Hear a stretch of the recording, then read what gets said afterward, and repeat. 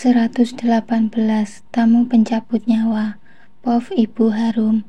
Seperti mendapat durian runtuh, hati sangat lega dan gembira. Setelah menunggu sekian lama, akhirnya ada juga yang mau mengunjungi.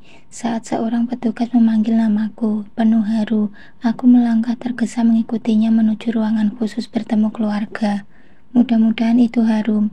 Hanya dia yang kuharapkan bisa mengeluarkan aku dari penjara terkutuk ini. Semoga dia sudah berhasil merayu Gilang untuk menjual tanah bekas rumah terbakar itu. Posisinya berada tepat di jantungnya, kota Medan. Pasti harganya sangat mahal. Cukuplah untuk membayar pengacara hebat buat membebaskan aku dan Yanto. Mataku nanar menatap siapa yang berkunjung. Dia bukan Harum yang kuharapkan. Perempuan itu berdiri membelakangi, sepertinya tengah asik membaca tulisan yang terpampang di dinding. Nani, wanita itu adalah Nani, menantu si kurang ajar. Ngapain dia datang ke sini, coba? Setelah dia berkali-kali mengusir kami dari rumahnya. Kalau kami punya uang, baru dia berubah baik. Kami adalah keluarganya. Tetapi kalau kami tidak punya uang, kami hanyalah kotoran busuk baginya. Dia bahkan tega mengusir kami seperti anjing. Yanto anakku juga diperlakukannya seperti sapi perah. Tak peduli, Yanto akan dapat uang dari mana. Yang penting setoran harus tetap ada. Perempuan tak tahu diri. Ngapain kesini? Ketusku mengagetkannya. Ibu, bagaimana kabarnya Bu? Tanyanya sok perhatian. Dia ulurkan tangannya hendak menyalam. Nggak usah basa-basi, cepat bilang ada apa kau kesini mengunjungiku. Mau bebaskan aku? Nggak mungkin kan? Kau nggak mau mengurusi mertuamu yang kere ini. Lagi pula kau mau pakai duit dari mana? Nggak mungkin banget kalau mau membantuku, iya kan? Kataku menolak salamnya. Perempuan itu tersenyum. Heran, biasanya dia akan membalas kalau aku berucap ketus seperti ini. Mulut embernya tidak akan mau kalah mengata-ngatai aku. Tapi kali ini dia sangat berbeda. Dia terlihat tenang sambil terus tersenyum. Aku semakin curiga. Ada yang mau saya sampaikan, Bu. Duduklah. Nggak enak loh ngomong sambil berdiri kayak gini. Yuk duduk, katanya menarik lenganku dengan lembut. Terpaksa aku mengikutinya, duduk meski hati kesal. Kami duduk berhadapan, seorang petugas menunggu dan mengawasi agak jauh dari posisi kami. Aku yakin dia tidak akan menguping pembicaraan kami. Ibu sehat kan di sini? Saya minta maaf, nggak bisa jenguk ibu selama ini, kata Nani setelah kami duduk berhadapan. Nggak usah juga, nggak apa-apa. Aku nggak butuh kamu datang kok, sahutku membuang muka. Ya sudah, kalau begitu saya datang ke sini karena ada hal yang penting banget yang mau saya sampaikan. Pertama mengenai tanah bekas rumah ibu. Tanah itu terpaksa saya jual sebulan yang lalu. Apa? Kau jual tanah bekas rumahku? Beraninya kau? Aku tak habis pikir. Perempuan ini ternyata memanfaatkan kesempatan saat kami di penjara seperti ini. Terpaksa Bu, Bang Rudi datang ke rumah. Ngamuk-ngamuk menagih hutang judi Mas Yanto. Saya bayar pakai apa? Maaf, saya terpaksa melakukannya. Kau tidak bisa menjualnya. Tanah itu atas nama Yanto. Bagaimana mungkin kau melakukannya sedang dia di dalam penjara? Sebulan lalu saya datang menjenguknya. Sekalian meminta tanda tangannya, Bu. Sisa penjualan tanah itu untuk biaya hidup saya dan anak-anak. Kalau nggak gitu, kami nggak makan. Tetapi sekarang uangnya sudah habis. Tega kau menjual yang bukan hakmu. Itu untuk bayar hutang anak ibu, bukan untuk saya, Bu. Teriak Nani melotot. Terserah, sudah, pergi sana. Puas kau menjual tanah itu, makiku sambil bangkit. Tunggu Bu, Nani menahan lenganku. Apalagi, teriakku semakin dongkol. Saya ditelepon Harum beberapa hari yang lalu, ucapnya pelan. Raut wajahnya berubah mendung. Ngapain dia nelpon kakak ipar nggak tahu diri seperti kamu? Tanyaku kembali duduk. Terus terang, aku sangat ingin mendengar kabar Harum. Sudah lama dia tak pernah lagi mengunjungiku. Harum sakit, Bu, jawabnya lirih. Apa? Sakit? Sakit apa? Tanyaku terkejut. Rasa was-was mengaduk perasaan. Saya juga kurang jelas, Bu, tapi menurut kabar yang saya dengar Harum kena tusuk. Apa? Kena tusuk? Jangan ngarang kau nih. Harum juga bilang begitu, Bu. Suaminya yang melakukannya, si Gilang. Astaga, kenapa bisa? Apa yang telah terjadi? Tubuhku tiba-tiba terasa lemas, tenaga hilang seketika. Tenang Bu, Harum gak apa-apa. Saat dia menelpon itu, dia sudah hampir sembuh dan menelpon saya karena dia minta dijemput. Dia gak tahu pulang kemana katanya. Dia juga minta bantuan saya untuk membayar biaya rumah sakitnya. Jadi Harum masih hidup? Masih Bu, hanya saja Harum bilang peranakannya sudah diangkat. Terpaksa karena tusukan si Gilang mengenai tepat di peranakan. Tusukan berkali-kali dengan belati berkarat. Gilang, laki-laki, itu melakukannya. Apa salah Harum? Saya tidak tahu Bu, tapi selentingan katanya Gilang memergoki Harum selingkuh di kamar hotel dengan kepala preman pasar. Harum selingkuh dengan preman? Astaga Harum, kenapa cari masalah? Kalau Gilang sudah kere, kenapa meski selingkuh dengan preman? Kenapa tidak mencari orang kaya yang bisa menjamin hidupnya? Lihat, biaya rumah sakitnya pun preman itu nggak bisa bayari kan? Ibu aneh, anak selingkuh bukan kecewa, malah disesali karena selingkuh dengan preman. Jadi kalau dia selingkuh dengan orang kaya seperti si Gilang saat masih menjadi suami melur yang kaya dulu, akan ibu dukung begitu? Kau juga sama saja. Bagaimana kau perlakukan anakku si Yanto, Kalau dia punya uang, kau sayang-sayang. Tapi kalau dia tidak punya uang, dia kamu tendang. Aku gak pernah nyuruh Mas Yanto selingkuh, Bu. Aku nyuruh dia cari uang karena dia punya anak istri yang harus makan. Pinter ngeles kamu memang mau enaknya saja.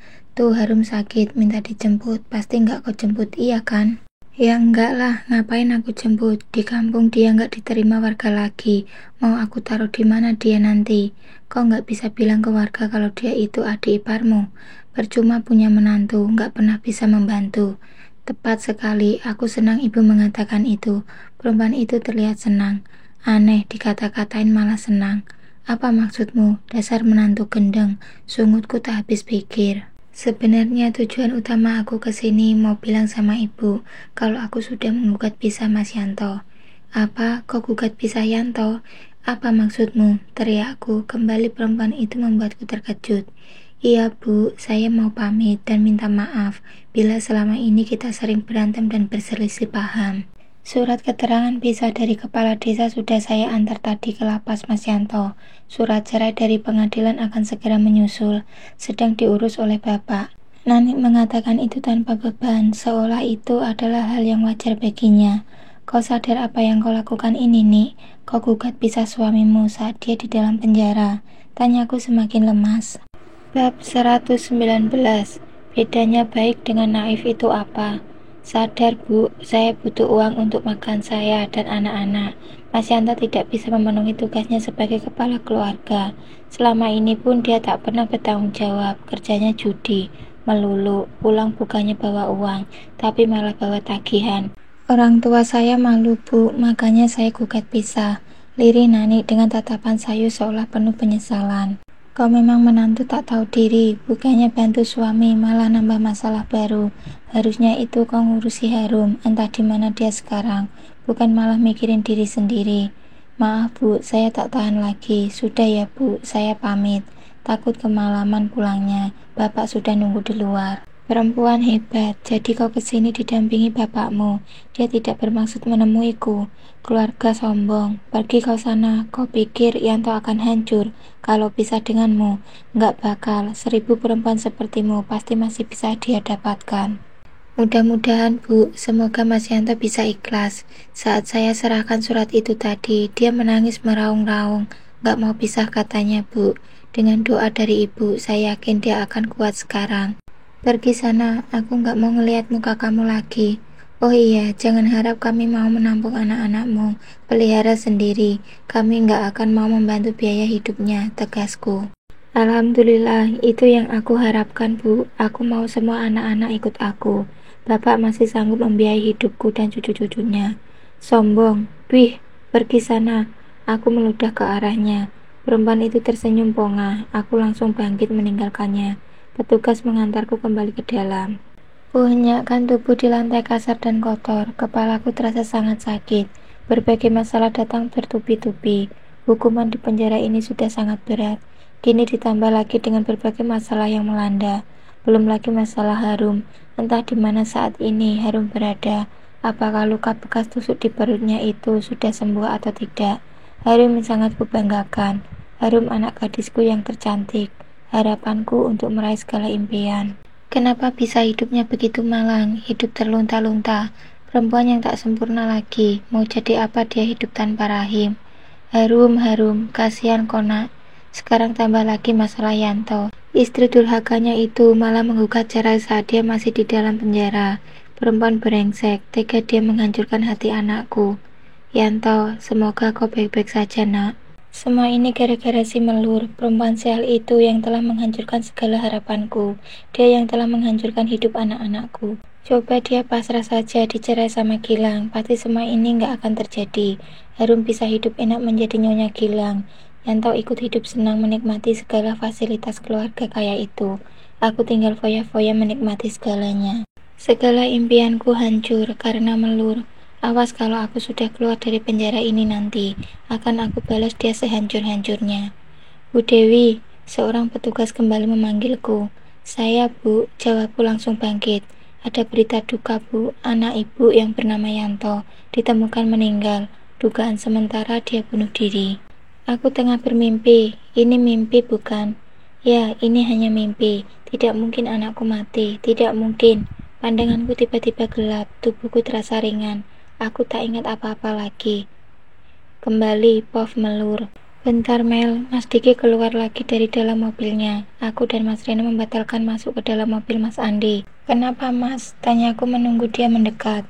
Begini saja, biar si Harum dan Kak Bulan ikut di mobilku. Kami akan mengurus jenazah si Yanto itu.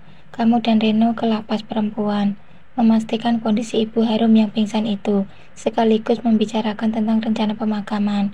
Kalian pakai mobil Melur saja, usul Mas Diki. Terus aku dan Rani gimana? Tanya Mas Andi ikut keluar dari mobilnya. Kalian temani Om dan Tante balik ke Medan. Nggak tenang kita malam-malam begini Om nyetir sendiri. Kalau terjadi sesuatu gimana? Ini udah malam loh, kata Mas Diki menjelaskan. Benar juga ya, Mas Reno dampingi Melur ke lapas Ibu Harum. Aku dan Rani menemani Papa dan Mama balik ke Medan. Gimana Mas? Mas Andi menatap Mas Reno. Mas Reno mengangguk. Segera aku balik ke rumah, mengambil kunci mobil di kamarku. Langsung pulang Mel, kata ibu mengingatkan sekali lagi.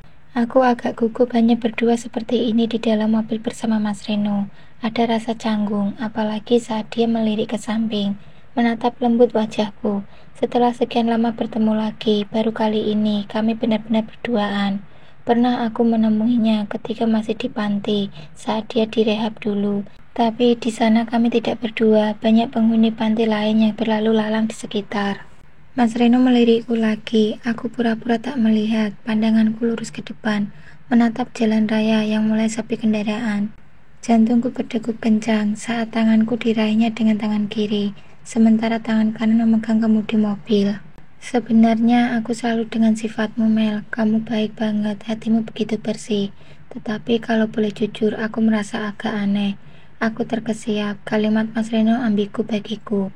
Aku sedikit ragu, apakah kamu itu memang betul-betul baik atau sedikit bodoh? Maksud Mas Reno, sergahku sambil menarik tanganku dari genggamannya.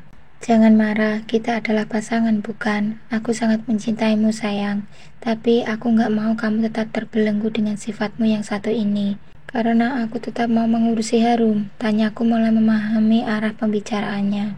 Iya, aku suka kamu menjadi manusia baik, berhati bersih dan penuh perhatian ke orang sekitar. Tetapi terhadap keluarga mereka, apakah kamu tidak jenuh? Mas Reno menatapku sesaat, lalu kembali fokus ke jalan raya. Aku juga bingung Mas, terus terang aku sering diprotes karena hal ini. Aku sempat menikah dengan Mas Gilang juga karena sifatku yang satu ini. Mala dan Rani selalu mengingatkanku. Apalagi ibu, dia sudah sangat lelah mendidikku dalam hal ini. Tapi aku nggak tahu Mas, aku tetap nggak bisa berubah. Memang betul sakit sekali rasa hatiku saat mereka menghancurkan hidupku. Aku marah, aku benci, aku dendam. Aku juga nyumpahi mereka. Semoga mendapatkan balasan yang setimpal. Aku juga sama dengan yang lain, Mas. Tetapi saat mereka sudah terpuruk seperti saat ini, aku nggak tega. Aku nggak bisa melihat mereka menderita. Aku nggak bisa, Mas. Mas Reno kembali meraih tanganku, meremas lembut jemariku. Sebenarnya sifat seperti itu memang baik, Mel. Namun, baik orang-orang culas seperti keluarga mereka itu, kebaikanmu itu akan menjadi senjata mereka kembali menghancurkanmu. Kau tahu bedanya baik dengan naif itu apa? Mas Reno menatapku sesaat.